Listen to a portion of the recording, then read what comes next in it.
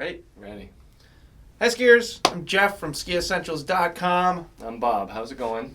We're here today to do our second 2020 ski comparison. Before we dive into it, a couple things going on right now. One, we just printed these new t-shirts. Sharp. Pretty exciting. Logo on the back with our little Gear for Skiers by Skiers catchphrase. We didn't print too many of them, but we are going to put some up on the website for sale. So check back. Probably won't be up the day that this video goes up, but a couple days after it definitely will be. We're also going to give away a few on our Instagram page. So if you don't follow us on Instagram, check that out at Skiessentials. Pretty excited about them. They're very comfortable. I like them. Yeah. Yep, I like them. And with that, let's just dive right into it, Bob. Sure. Oh, wait. One more thing. Please join me in wishing Bob here a happy birthday. Today is Bob's birthday. Today's the day. I knew I was forgetting something. So this grouping of skis, Bob and I kind of sat together over the past week and kind of tried to decide how we would break out a couple of these comparisons. You know, we looked at skis around 100 underfoot first, and there was so much variety from like the 98s to the 102s that we decided to break it out into two different categories. So we're going to do, this is 100 to 110, and then we will do another that's kind of 95 to 100. Yeah. So we thought that was the best way to break it up. I think this is a really cool group of skis. I think this is a really fun comparison because, you know, I think you could argue that there's more variety among these skis than when we did the 90. Yeah, You know, those 90 skis are all kind of geared towards similar things, versatile all-mountain performance, more or less. And with these, we get into more freestyle influence. You know, some are real powder skis, some are more versatile. So I'm pretty excited about this. Like always, you can go down into the description of the description of this video and you'll find a link to each ski if you don't want to watch the whole thing. But without saying any more, why don't you get us started with that Mantra 102? Yeah, this is a new one for 2020. We're following on the heels of the M5 being redone last year. Basically a wider version. One of the main differences is the 3D radius that they've put in this. Similar you'll find in the Kendo 88. Yep. I like to say that the people that liked the previous version of the Mantra, the one that was 100 underfoot, might like this more than the new M5. Just a little bit wider. Yep. And more of that kind of soft snow capability. Yep. My big takeaway from the 102 is that it is just one of the most solid and stable skis I've ever been on. Yep. You put it on edge Definitely. and it just follows clean right through the turn. So basically just a beefed up, wider Mantra, and a lot of skiers who are, I think you got to have some strength to turn it. Yep. This is the 184. It also comes in a 191. I would probably ski the 184. Yeah, sure. You know, I'm 6'2", 220. Yeah, it's one of those skis that doesn't ski short. Does not ski short. So you know, keep that in mind when you're looking at this stuff. Titanal frame, just like the Mantra and the Kendo, really puts a lot of precision over the edges of the ski. So when you're in that carved turn, you're locking in. Probably not the most playful, I would say. But, yeah, I think that's a fair thing to say about it. Is it's not the most playful. Yeah, but it plows right through anything that you can find on the mountain. Yeah, more of a plow through choppy snow than a dance and play over it. Definitely, but you know, pretty stiff flex. You know, good metal, that good metallic sound. Yep. You know you're on something with some power. And you know, yesterday actually we met with the global Volkl product manager, and that's the intention of this ski is its power and its stability. It's not designed to be a playful ski. But for those that want that hard charging performance, easily one of the hardest chargers of this comparison. And just a quick note, I guess we wanted to talk about taper a little bit and effective edge. This is an example of a ski with less taper. Yep. So the edge goes all the way to the more front of the ski. And I guess the Soul 7 might be a good contrarian when we get there. We'll get to that. We'll show A couple more of the core. Yeah. Yeah. So the more tip taper, like the Rossignol, the better it's going to go through soft snow. And the less taper, the better it's going to hook up. So when you hear us talk about taper, especially in the tip, that's what we're talking about. Same thing in the tail, just reversed. So it's going to exit through the turn easier with more tail taper. Yep. Pretty similar. It's a good ski to transition to from the Mantra 102. This is the Stockli Stormrider 105. Pretty darn similar to what we said last week about the Stormrider 88. And basically everything we said about the Mantra you can kind of carry forward to this ski too. The difference here is the construction kind of results in a different feeling ski. Yeah. These are a little lighter, kind of noticeable when you're picking up one right after another, which is something we've talked about with the 88 as well. This construction with the lighter weight wood in here, and then this top sheet, it retains the stability, the vibration damping that we like, but it takes the weight down a little bit, which. And the demand. I guess you could say is reflected in the price tag. Yep. That's kind of how I'll put that is if you want to spend a little more, you're going to get a slightly lighter ski. I would say it might not be quite as just raw powerful as the Mantra 102, but it's right up there. And on this wall, it's among the most stable. It's very precise. You get a very squared off tail on this ski. So like Bob was saying, there's no tail taper there. So it's, if anything, it's got a preference for carving turns. And I think that if you feel like you fall into that categorization of a skier, if you prefer carving turns over the slashing, smearing, skidding turns, there are going to be a few skis on this wall that kind of speak more to that, and this is definitely one of them, in my opinion. Cuts through, plows through choppy snow conditions super easily. Probably doesn't have the most float on this wall, just kind of because of its shape. And if you are skiing deep snow, you're going to kind of need to give it some skier input like we've talked about to release the tail edge, stuff like that. But if you're looking for that smooth, ultra damp feel, it's fantastic. And I would say it probably carves a turn on firm snow better than most things that we're going to talk about today. Definitely at the Mantra top 102 is also in that category. But a great ski.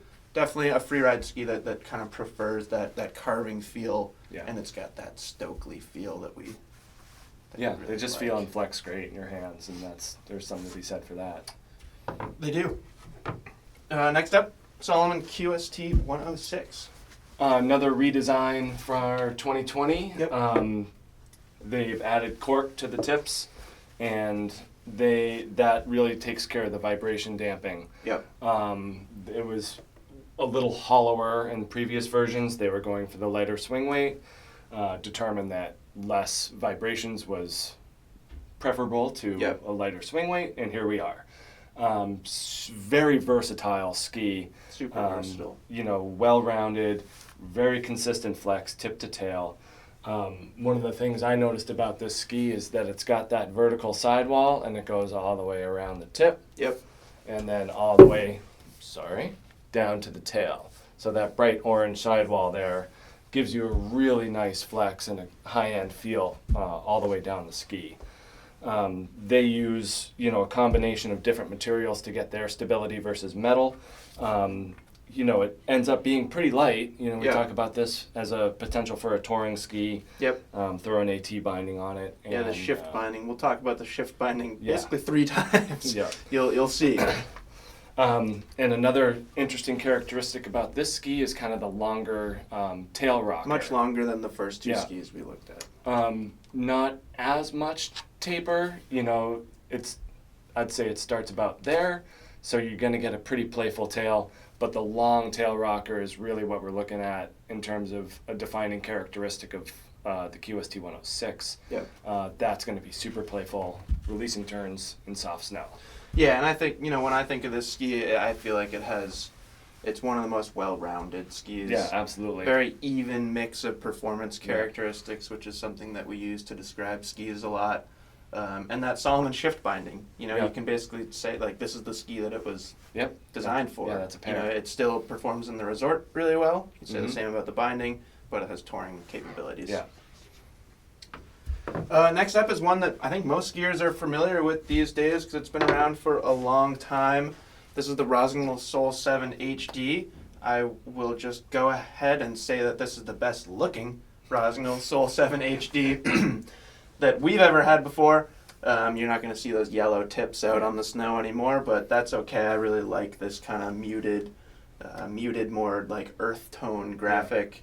But the Soul 7, it's kind of created a name for itself at this point, and I think what it's most known for and what it's best at is its maneuverability, soft snow feel, and its float. Yeah. This tip shape, the long tip rocker in this ski, works really, really well in soft snow. And I think you could say this about a number of skis on this wall, but I think this could be someone's dedicated powder ski. Yeah. I'm especially thinking of somebody here in Stowe. Maybe they've got an Experience 88 as their all-mountain ski. If that's you, this is a great, great powder ski. And I also think it's one of the most accessible skis on this wall. The construction's quite light. Rossignol's carbon alloy matrix does add in a nice amount of torsional stiffness. Yeah, so especially underfoot. Yeah, definitely. This ski can hold an edge probably better than you would expect. It's got very high camber underfoot too, so that definitely gives you more edge grip. Yep, good responsiveness too out of the camber and that carbon alloy matrix, but it retains that lightweight. Yeah. And with that tip shape and with the tail shape, plenty of rocker in the tail, plenty of taper in the tail too. Yeah. It's pretty forgiving. Amongst, if you skied a Mantra 102 and then skied this is far more forgiving. So you could put an intermediate skier on the Soul 7 and they're going to do just fine. And then, alternatively, you could put an expert on it. Maybe that expert really prefers kind of moderate speeds, really precise skiing. Maybe they ski a lot of tight terrain like here in Stowe. I always say this is a great tree ski. It's a fantastic powder tree ski. Yeah. Is a great way to think about the Rossignol Soul 7, and it's so light that it's not going to tire you out on a long day of skiing. So, fantastic ski. And also, just as a note, this is a good example of the widest part of the ski being a little farther down. Yep, lots of taper. Lots of taper. So from here on up, you're going to cruise right through any soft snow. Yep. And they match the flex of that to it as well. So it's a pretty soft flexing tip. Going to rise right up over snow. So that's that's why we're saying it's a great fresh snow ski. It could be a dedicated powder ski easily. Yep. Next up, Enforcer 104 Free. So a new one for 2020. We had the Enforcer 88 on the wall last week, and this is another new model. And why stop making a good thing, right? This Enforcer series is fantastic. Yeah. And they're widening the range of skiers and giving people more choices, which is great. Yep. 104, we're entering the free category now, so everything over 100 in the Enforcer series is now a free. It gets a turned up tail. I believe that carbon is coming for the next ones. And there's carbon in this ski, and it gets the true tip technology too. Same thing we saw in the 88. So the wood goes all the way up through that tip. So it's a lighter tip. Yep. And it's going to give you better flotation for the width. Pretty stiff. It's still got that 2 sheets of metal like the other Enforcers do. Thinner metal than most other skis with 2 sheets of metal. So it ends up being pretty quick. We got a turned up tail for freestyle aficionados, and pretty good of taper as well. But this twin tip shape is really nice for all mountain skiing.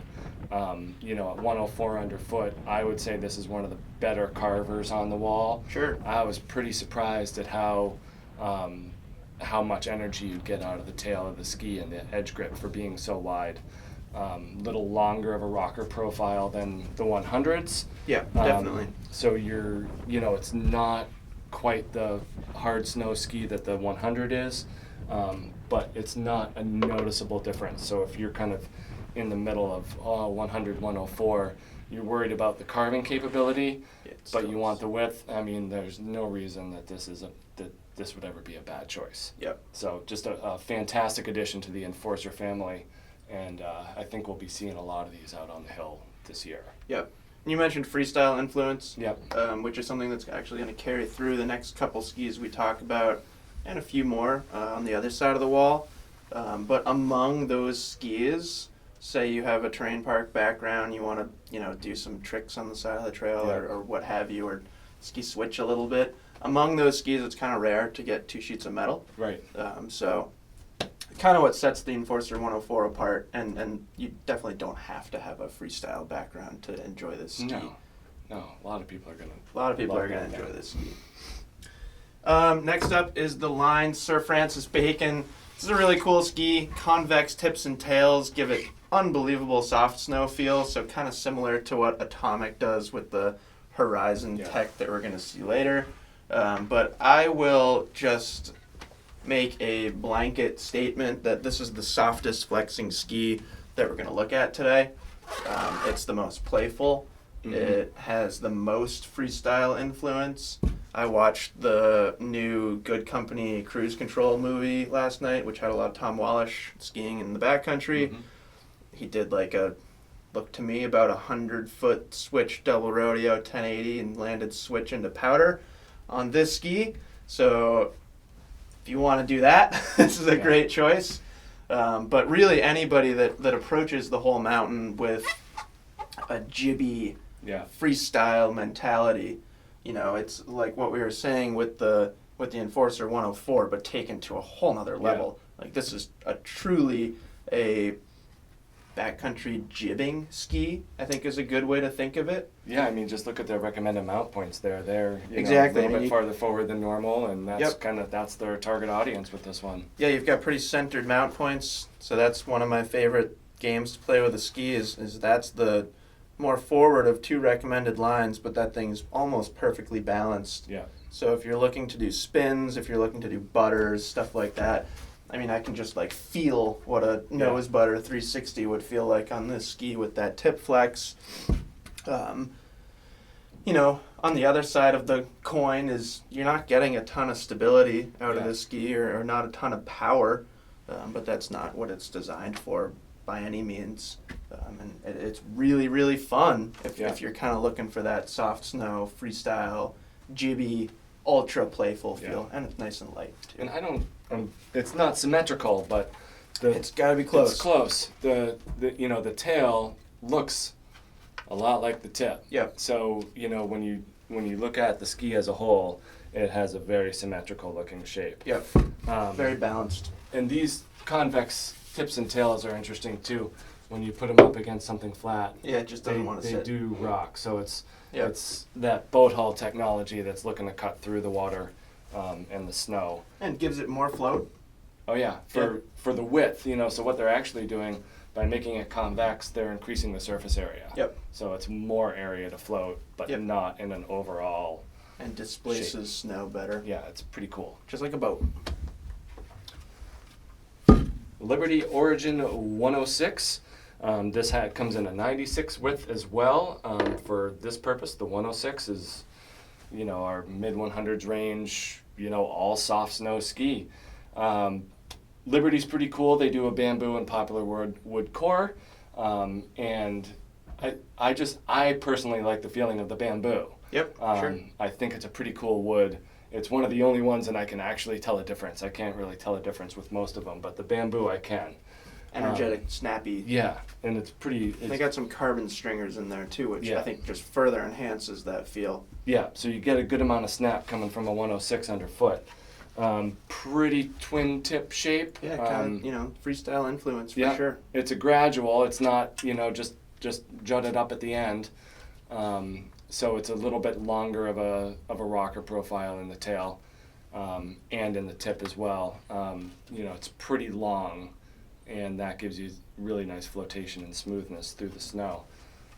Really nice even flex to the ski. I mean, tip to tail, this thing is very consistent and very even. Yep. So, we talk about skiers that like to support a smaller company or, just kind of have something a little different out of the norm. Yep. That still performs really well. I mean, all conditions, you're looking at really good edge control, great flotation, and a lot of fun. So, backcountry stuff. Yep. This is a great option for that. But yeah, just really like the overall construction of the ski. I'm also a huge fan of more trapezoidal sidewalls. So I don't know why. It just seems to give me more edge grip for the width. I think it transfers skier energy more directly. Yeah. Or arguably You get more good directly. get better leverage over the edges, but Yep. anytime I see a ski with a more trapezoidal sidewall, I like to ski it. Yeah, and I think like going off the Sir Francis Bacon, when I saw this ski for the first time, in my head I wanted to put it into that category, but it's more well-rounded. It really is kind of going back to the QST 106. It has that kind of even mix of performance characteristics, way better edge grip than I would have ever expected from a twin tip 106 underfoot Liberty ski. Mm-hmm. So definitely don't count it out. Right. If you're not a freestyle guy, it's not necessarily just that. Yeah. Which I think is really cool. Next up is the K2 Mindbender 108 Ti. I think this is a pretty unique ski on this wall. Bob and I were sitting and chatting just before this video, and to me what's unique and special about this ski is it's very powerful, it's very stable. We've talked about that with some other skis, but it's a little more versatile than some of those skis. So what K2 does, if you're unfamiliar, we did do a full review of this ski when it first came out, almost a year ago, which is crazy. Yeah.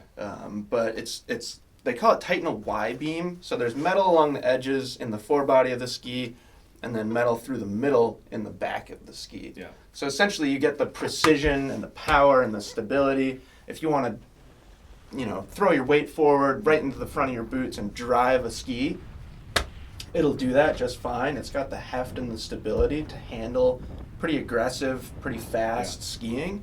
But something I'll never forget, I don't even know the name of the trail at Stowe, but you skied down a little ways, and you were standing on a horizon line, and I wanted to jump off the horizon line, and I was like, Bob, what's in the landing? And you looked back up at me and kind of with a smirk on your face, you were like, it's moguls. Yeah. And I was like, cool. And this is a ski that you can blindly launch into moguls and feel more confident on something like this than a lot of things on this wall, because you get the stability upon landing. It's got a really damp, quiet feel. You get that stability, the heft that you need, but then it's fairly easy to release your tail edge. So I could land and then make some really quick movements so I didn't just go rocketing into the trees or something like that. I think we have that footage, so hopefully I can lay it over this.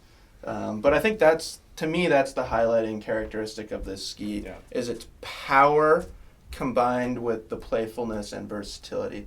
And I think that's what K2 was going for with this, is they want to achieve that upper level stability and power, but they don't want to take away what I consider a K2 feel and the fun factor. Yeah. So I think it's got both of those things, and I think it's a really cool ski. I think they do a good job of blending these technologies, so the Titanal frame of a Mantra in the forebody, and then the tail of more of a Rustler 10, which has that the metal that ends here. That was when this ski first came out, we were all like, hey, it's a Mantra in the front and a Rustler in the back. Yeah. And it is different than both of those skis, so it's not that simple, but it is very interesting. The metal does go a little bit farther down on this ski than on the Rustler. Than any Rustler. And that tail definitely is easy to release for how stiff the rest of stable the rest of the ski is. Yep. So I always like it when ski companies do a nice blend of other things and kind of take the good parts of other skis and mush them together. And I think they've done that here. Yeah, and that's what we're all about. Core 105 from Head. This is, I think, the third year of this ski coming out. The Core series, 93, 99, 105, and a bigger one, definitely represent kind of a new modern style in Yeah. in skiing. Like the Salomon, they are not using metal to do their damping. They're using other materials, so Yeah, graphene, Koroyd, some you know, carbon. some carbon, wood, Karuba wood. Yeah. So a bunch of different materials to achieve the stability of metal, but without the weight. So what we end up with is a super light, very quick ski. The 105 has more tip taper and tail taper, a little bit longer of a rocker profile than the 99. The taper is definitely noticeable versus the narrower versions. So that's, again, going to give you better planing power, planing ability through the soft snow. Still going to hold an edge pretty well because it's stiff. You know, all those materials are pretty stiff. So when you combine the lightness with the stiffness, you're going to get some pretty good carving performance on groomers. Softer than the 99, but still, Correct. they're still surprisingly stiff. Yeah, and carbon does that, you know, and we see that also with the tips of the Fischers, is that, you know, in order to get that stiffness at that weight, you know, that's the material that you use. You know, this is a 180. It's got a 17.8 meter turn radius, so that's a little short. You know, I'd sort of compare it to that short turning nature of the Soul 7. Sure.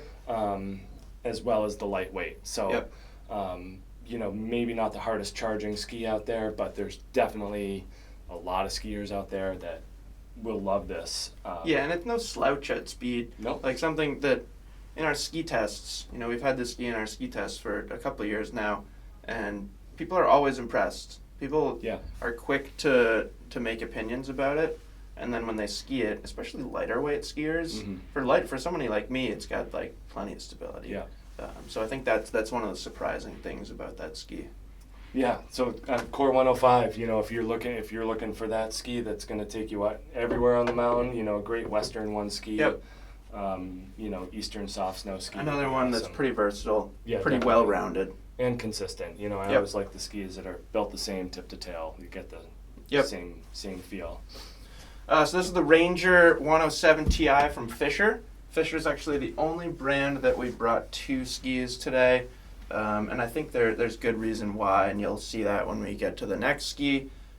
Fischer tweaked these skis a little bit for 2020, so slightly different widths. The old one used to be 108, now we're at 107.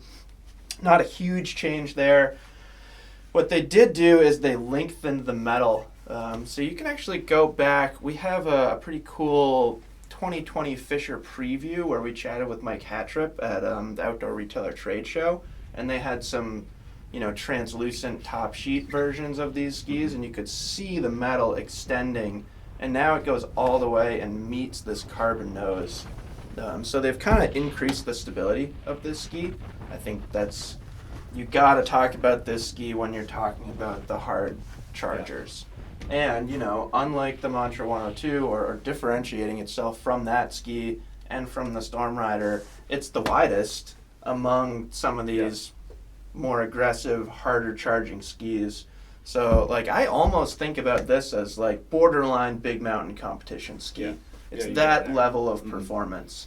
And the TI models of these skis don't have a ton of tail rocker and are pretty squared off, you know, not tremendously squared off, but they don't have that drastic early taper or drastically rockered tail shape that we've looked at. So you get really good edge grip, really good stability.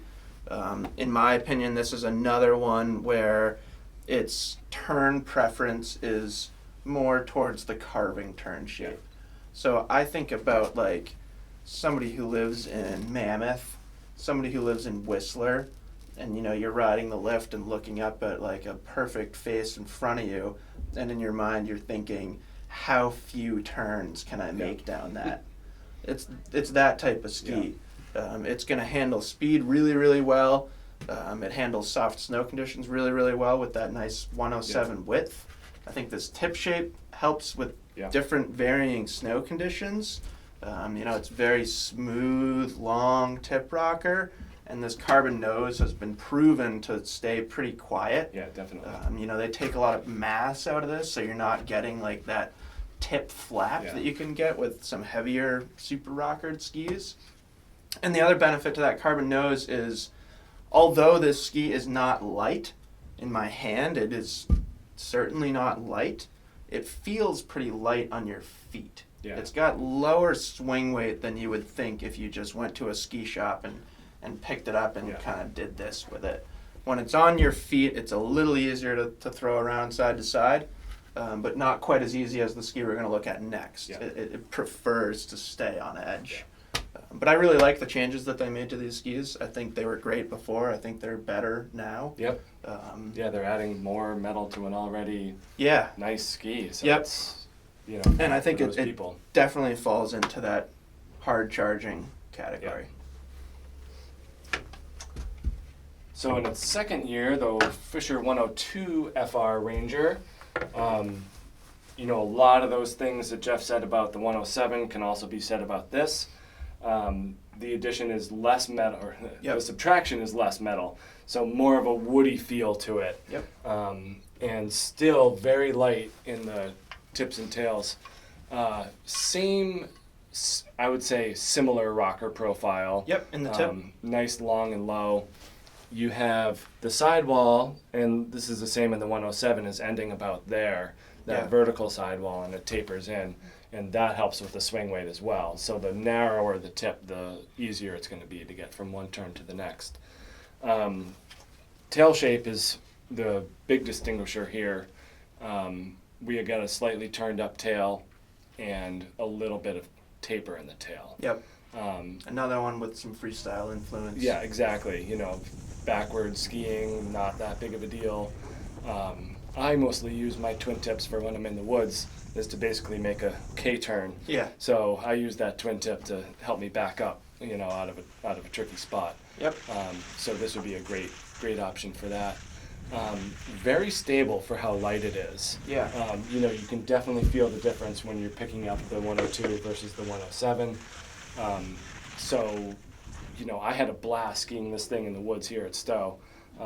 Good width for that. You know, it's a little wide to be, you know, more of a carver on the front side.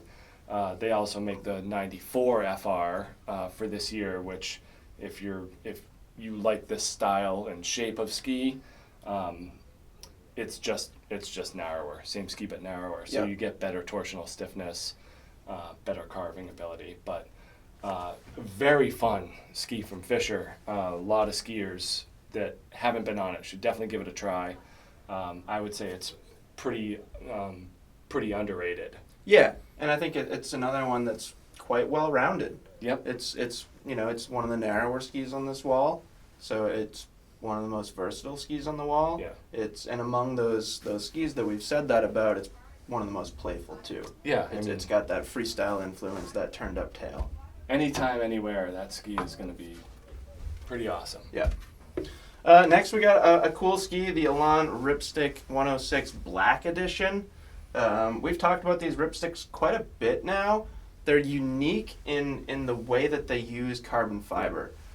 So the carbon application in this ski is three-dimensional. They have carbon tubes running the length of the ski. By relying on carbon, the weight is pretty impressive. Yeah, it's pretty a nice lightweight ski. These black editions, they get an extra layer of carbon in addition to that carbon tube construction. So even more stability, more responsiveness. And I think that's the impressive factor about this ski, is given the weight, Yeah.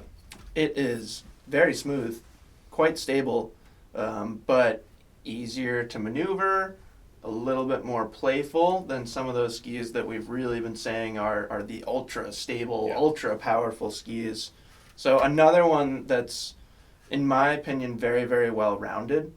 I could see this being a one ski quiver for like a Western skier, probably not an Eastern skier. You know, Yeah. I think the Ripstick 96 Black would be Yeah. more appropriate as a one ski quiver for here on the East. Mhm. But I could see somebody in Colorado or Utah or somewhere out west that gets a fair amount of soft snow, and a skier that has a preference towards softer snow conditions, this could easily be your daily driver ski. I think the black top sheet's really cool too. Yeah, it's great looking But ski. No, it's a really fun ski, Mhm. and I think that's what we talked about in the 90 comparison. Is that's really what Elan is kind of going for. They're not trying to say that this is the most maneuverable, that this is the most stable. It's got a well-rounded mix of all those characteristics. And the one thing that they will say as a superlative is it's the most fun. Yeah. That's what Elan is saying. That's their goal. And I think that's a really, really good way to think about this ski. And then the black version just kind of takes it to another level. So maybe you've skied the non-black version of this ski and it was a little bit too soft flexing for you. This is a little stiffer. It's still not like outrageously stiff, but it's definitely stiffer than the non-black versions of the Ripsticks. And it just a really fun, versatile freeride ski. And I found that these Elans, they like to be on edge versus ridden flat. Yep. So, you know, if you're the type of person that prefers linking their turns together, you know, this is a great choice for that. It's not that they're bad when they're riding flat, but they excel when they're on edge. So that's what I found to be true of pretty much all of these Ripstick skis.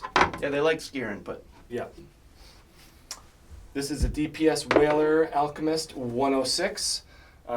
We've done a few DPS skis in the past. So 106 underfoot, it's pretty wide, but the shape is a little bit more frontside oriented. Yeah, it's interesting. Yeah, so like I would say this has the highest camber of these skis on the wall. The tip rocker is low. So we got very minimal tip taper. It kind of has a sharp tip, but don't let that fool you. The taper of the ski is right here. Yeah.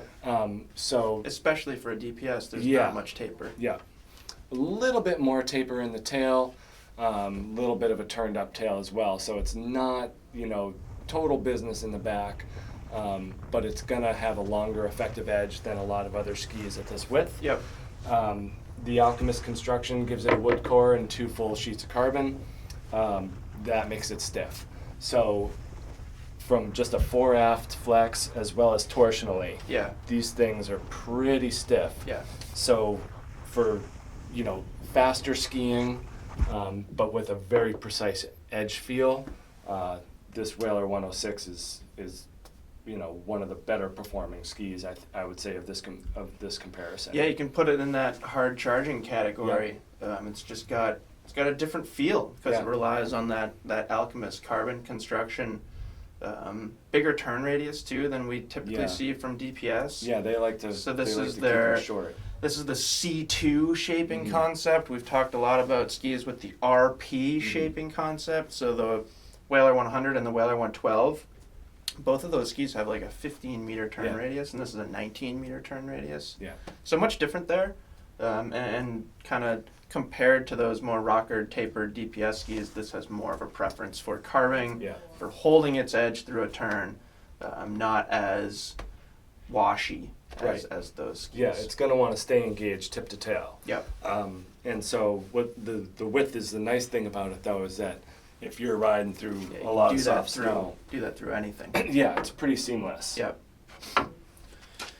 Next up is the Blizzard Rustler 10. We're nearing the end here. The Rustler 10 is a cool one, and I think, you know, I'll just go right out and introduce it as perhaps the most versatile ski on this wall. Or maybe the better way to say that is one that could be considered an all-mountain ski. Yeah. You know, it's 102 underfoot. It does get to 104 in the longest length. Yeah, in the 188. But the rest of them are 102 underfoot.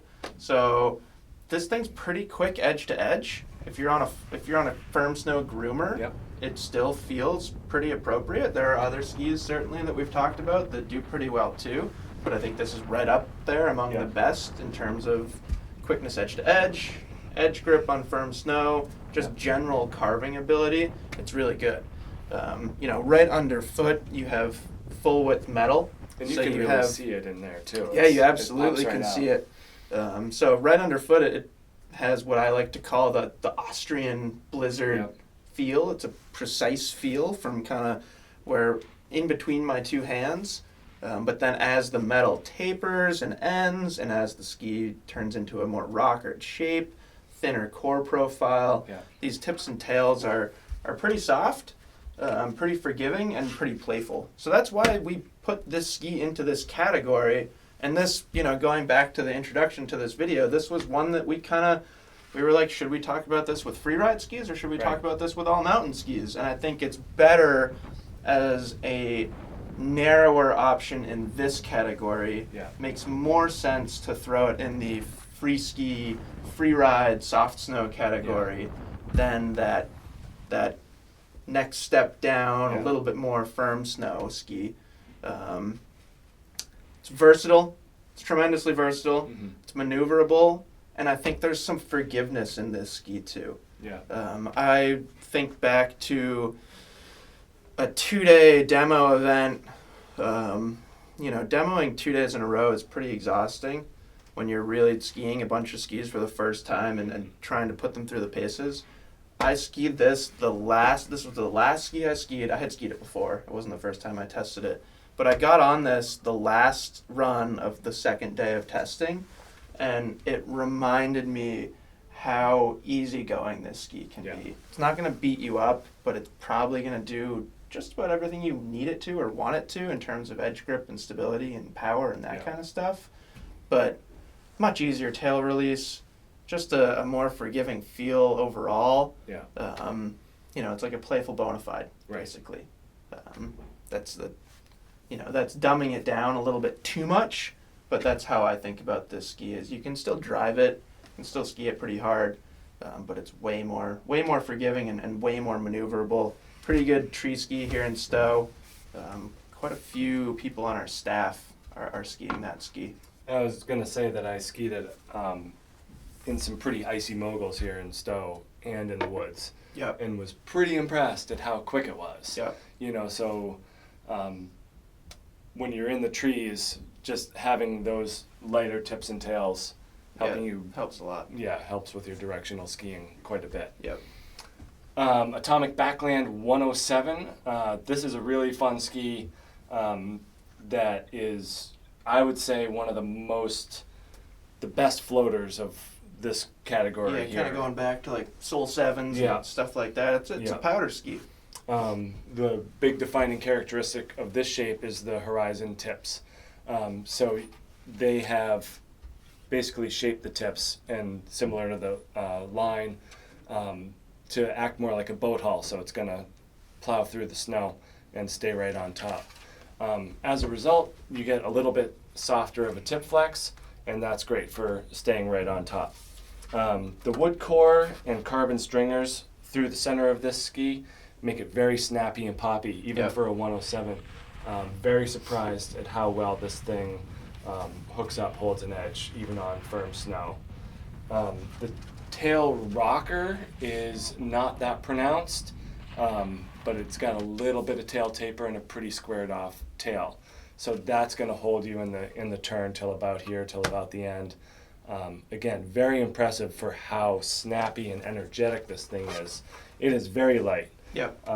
And this is another one that we've designated for, I guess we could put an atomic shift on here. That's the idea. So, your touring oriented ski, and I wouldn't pigeonhole it as that, though. I would say it has those capabilities, but a resort ski without touring is fine too. But it matches the binding. Yeah, it matches the binding, absolutely. So, a lot of versatility for people that maybe they're not sure if they want a, dedicated touring ski or inbounds, out of bounds ski. Yeah, right. So this is one that blurs that line. And just a really solid overall effort here. I used to ski the 102 in this and loved it for years, in even just a wood core. I'm over 200 pounds, and I always felt like it had great stability for the weight. So that's, a good combination of qualities to have for sure. Yeah, and that ski transitions us into the last ski here quite nicely. It kind of falls into that same category. Yeah. On this one, you'd put an Armada shift binding. Wonderful. So Salomon, Atomic, and Armada, they're all part of Amber Sports Group. So that binding was developed as a collaboration of all these companies. And this is another ski where it's crossing that line between resort and touring. Yeah. That's the purpose of this ski. That's the purpose of that shift binding. And it just makes a lot of sense when you think about the performance of this ski, the performance of the binding, and its intended use. They did change this ski a little bit for 2020. It's, in my opinion, it retains everything I liked about the previous version. It's fairly light. It's not ultra light, but it's fairly lightweight. It's easy to maneuver. It's got great soft snow feel. Another one that's, it could maybe be a powder ski for somebody. It's got the width. It's got the tip shape. It's got the taper. Great soft snow feel. Pretty user-friendly. But what they improved about this ski is its smoothness and its vibration damping and its stability. So the old ski, great ski, but it was one of those things that if you were skiing fast and you hit something firm, the ski could get deflected. That's going to happen a lot less on this new Tracer 108. I really enjoyed the first time I skied this. I think it absorbs variations in terrain and snow conditions really well when you want it to. And then if you want to like pop and play off something, it also responds to that too. Yeah. So it's not just like super damp, quiet, kind of boring, but it's got that smooth, stable, quiet feel, and then it's got some energy and playfulness too. I think it's, for a ski like this, I think it's important to consider Armada's heritage as a company. They've always been rooted in that freestyle influence, kind of playful ski.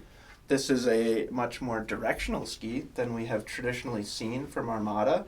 So, it's not a twin tip, it's not symmetrical, it's not anything like that, but it still kind of has that Armada feel, that Armada attitude.